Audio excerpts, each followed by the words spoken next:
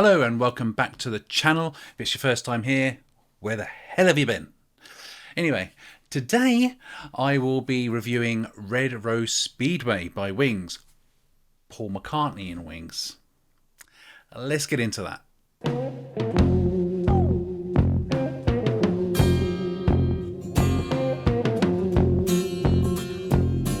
Before I rock the mic, a bit of housekeeping. First off, welcome to my new subscribers. Thank you for subscribing. I really do appreciate it. Secondly, if you subscribe because of what I did with Some People Never Know, I edited it and made it better. I have done the whole album. I edited the whole Wildlife album, and I've got to say, it's better. There, I said it. Have faith in your convictions, Paul. I think it's better. It's a lot shorter. I mean, you could basically fit it onto... You could just squeeze it onto one side of an LP. Whereas I reviewed Wildlife, I think I gave it 3 out of 10. I'm now, my version is probably 9 out of 10, because there's still a song I'm like, ooh, but it doesn't matter. Go listen to it. It's really good. Talking of scoring things out of 10, I mocked people for scoring things out of 10 in my last video. And then someone pointed out something to me which I myself do, and quite rightly pointed out that I was an idiot. I don't think they called me an idiot, but that's how I felt. Basically, I was scoring an album out of how many tracks there were on it. So if there were 13 tracks, I would score it out of 13. But then I started to figure out, well, what's the percentage of that? And for McCartney, for instance, the album McCartney, it got a score of 61.53%, I think. And someone, and I apologise, I've gone looking for your comment, I can't find it, quite rightly pointed out that 61.53% is... well, it's 6 out of 10, isn't it? And, oh my God, my brain went, you're a dickhead. So going forward, I'll be scoring stuff out of 10. Same as everybody else. Right, so let's crack on. Wildlife was critically panned. For the most part, it was just panned. Mostly no one liked it. I know there's a lot of you out there that do. I'm just saying what it was like back then. Don't ever go me. That said, I thought it was shite too. But I made it better. Go listen to it. The songs were too long. It's as simple as that. It was just a collection of great ideas for songs rushed out. And that's my opinion. I know there's some of you that love it. But anyway, we're not talking about Wildlife. So, off the back of the reception that Wildlife got, Paul McCartney, as usual, listens to his critics. So this time he wanted to do something a little more polished. And that's what he did. By the time that Wings started to record Red Rose Speedway in 1972, the legal battle with the Beatles to dissolve the Beatles' financial partnership had seen some significant progress. Despite the courtroom drama easing, Paul was still being portrayed as the villain. He was isolated from his bandmates who, still loved Klein. That tension bled into Wings. Paul still had a tight rein on creative control. The band was publicly being portrayed as a democratic band, but it wasn't. Paul was really calling the shots. Sometimes apparently he was going in doing overdubs without the rest of the band even knowing about it. Guitarist Henry McCulloch and drummer Denny Sywell, they were beginning to feel creatively stifled, and this was the beginning of them leaving, really. One problem, again, was I think it was McCulloch did point out on a few occasions that Linda was no good. Was he right? You tell me in the comments. Was Linda no good? You tell me in the comments. I mean, at this point, she wasn't amazing, but I still love her voice when it's in tune. So this is the double album that wasn't. It was Red Rose Speedway was conceived as a double album, and between in 1972, I think, right up to the end of the year, they had recorded some 30 songs. Some were like polished studio songs. Others were taken from live shows. Some rockier ones were taken from live shows. So this album, had it been released like this, would have had rockier tunes on it. Night Out, 1982, great tune. Best Friend, and a great live version of The Mess. Great songs. It also included a Denny Lane pen song, I Would Only Smile, which is great as well. It makes this whole album makes it feel more like a band, a Wings album. But McCartney's label had concerns, to say the least, after Wildlife. Releasing a double album at that point was a financial risk. So let's play it safe. Capitol, his US label, said, let's play it safe. So safe, in fact, that whereas Wildlife was labelled as a Wings album, Red Rose Speedway is Paul McCartney and Wings. Just to remind people, it's Paul McCartney and Wings. That could not have been an easy decision to make for McCartney, who wanted to show unity in his band. And also, geez, imagine being a band member and being told, oh, it's Paul McCartney and Wings. You're already thinking that you're just musicians for Paul McCartney, and now, ouch. Henry McCulloch later said, it was meant to be a double album. We had the material, but in the end it got trimmed and became a very different thing. Denny Lane echoed the sentiment. We were a real band, but once the label got involved, it started to feel like Paul and backing musicians again. So you can see they weren't happy. Denny Sywell said that the single LP now sounded too soft, and it didn't represent the band. It didn't represent the energy that they were showing on the live tour.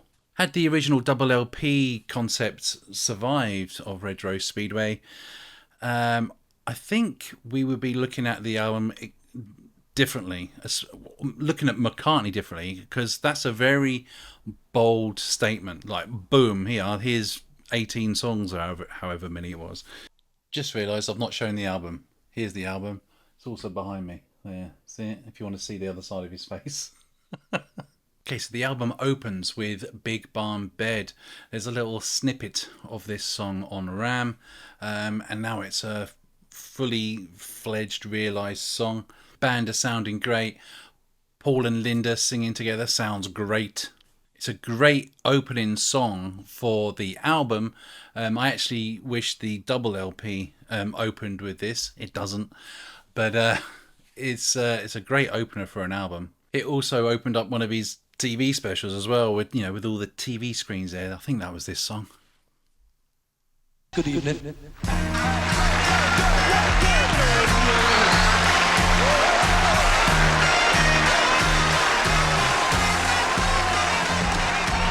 Ladies and gentlemen, James Paul McCartney with his group, Wings. Track 2 is My Love, probably the best song on the album. Could be one of McCartney's best songs ever. Depends if you like it or not, I guess. The problem I have with this song, let me finish, is, again, like Wildlife, it's too long. That said, it is brilliant.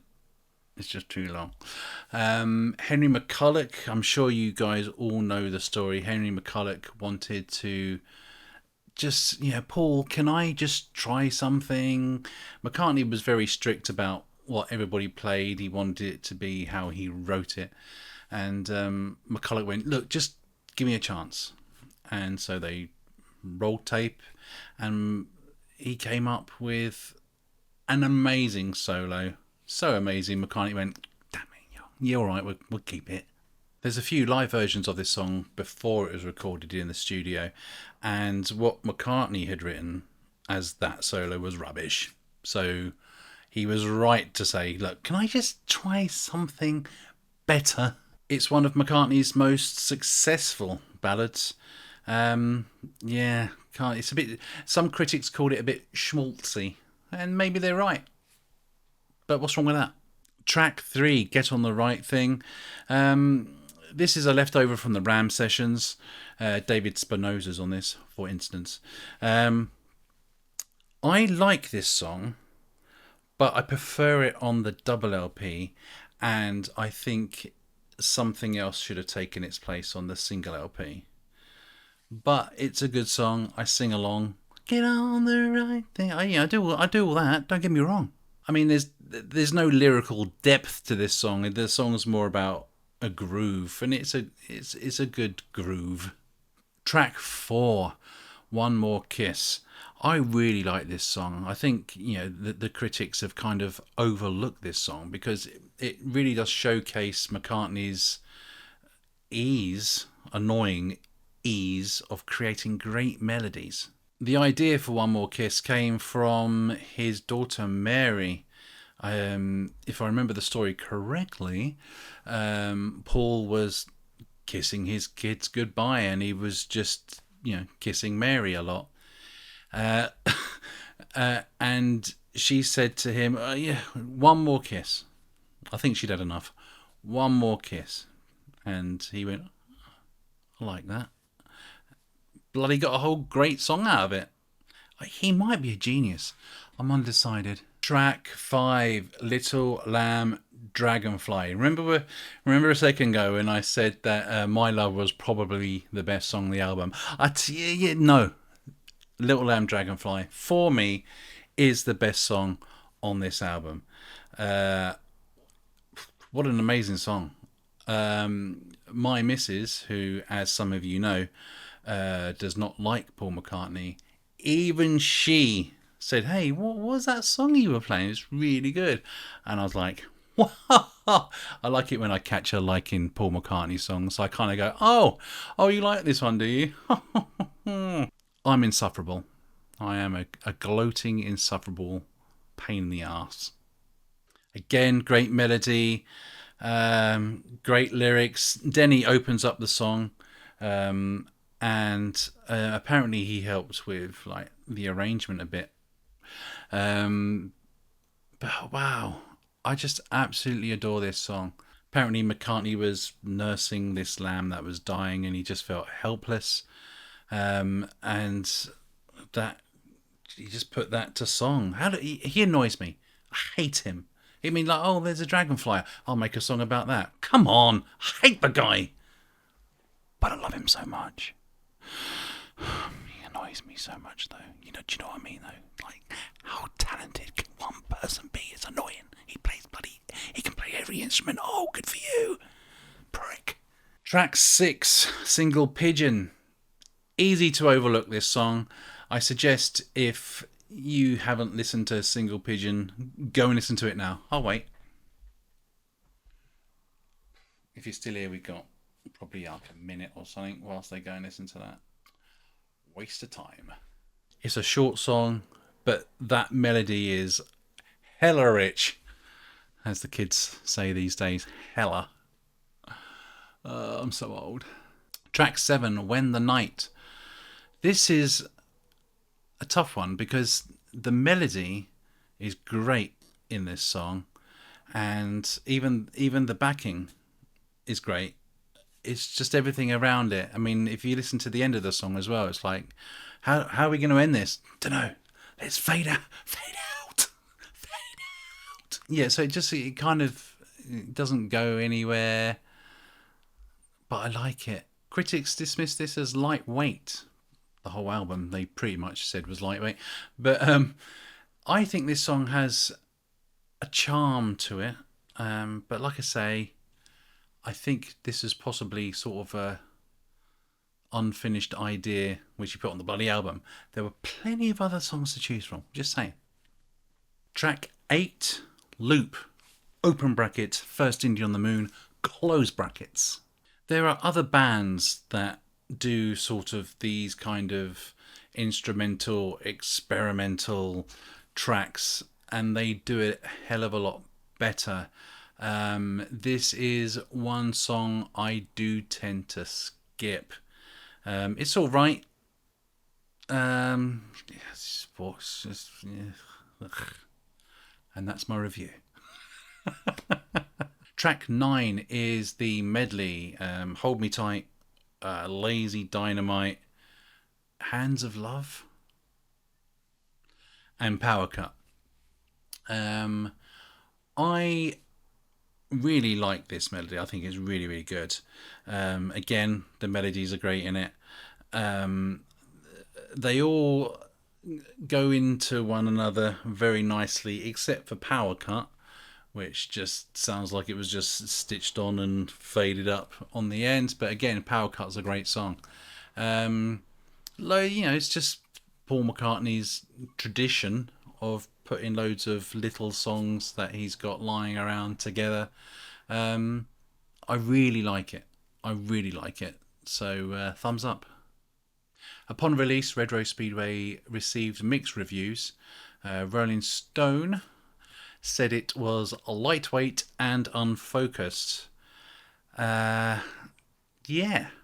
Other critics dismissed it as lacking substance, especially after the raw edge of Wildlife, even though they panned that as well. They weren't happy with that, and they're not happy with this. Jeez, he can't catch a break, can he? But commercially, the album was a hit. Helped a lot by My Love being a massive hit as well.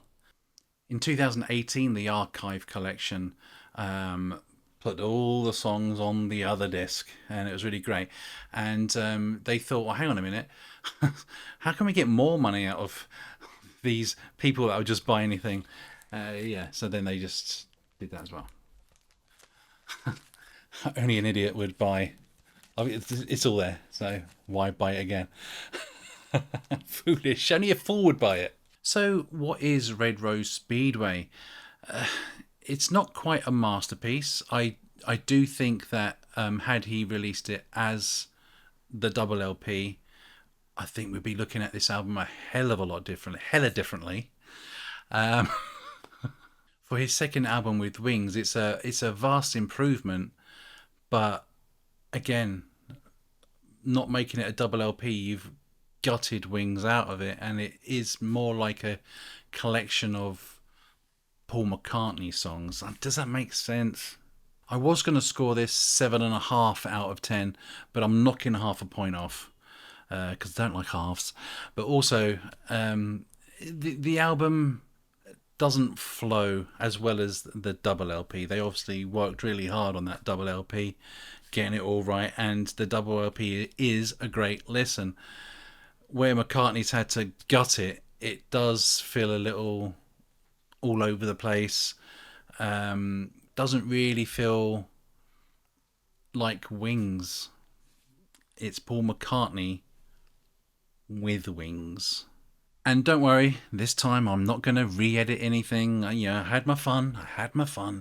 But let me know what you think in the comments below. Is this a great album? Is it better than Band on the Run? I do toy with that sometimes. I think the double LP is a strong contender as being better than Band on the Run. But I've not reviewed Band on the Run. You haven't got to that yet. That said, I have reviewed Band on the Run for my series called what's it called? Under the Covers. I haven't done it in so long. Under the Covers. There is a review there with some great cover versions, but I'm going to review Band on the Run again, see how I feel about it now. Anyway, thank you for watching. Don't forget, please do leave some comments. Give me a thumbs up. It helps reach other people. Subscribe if you're not. If you've made it this far, you might as well subscribe. You made it this far and you're not subscribed, you mental case. See you in the next one.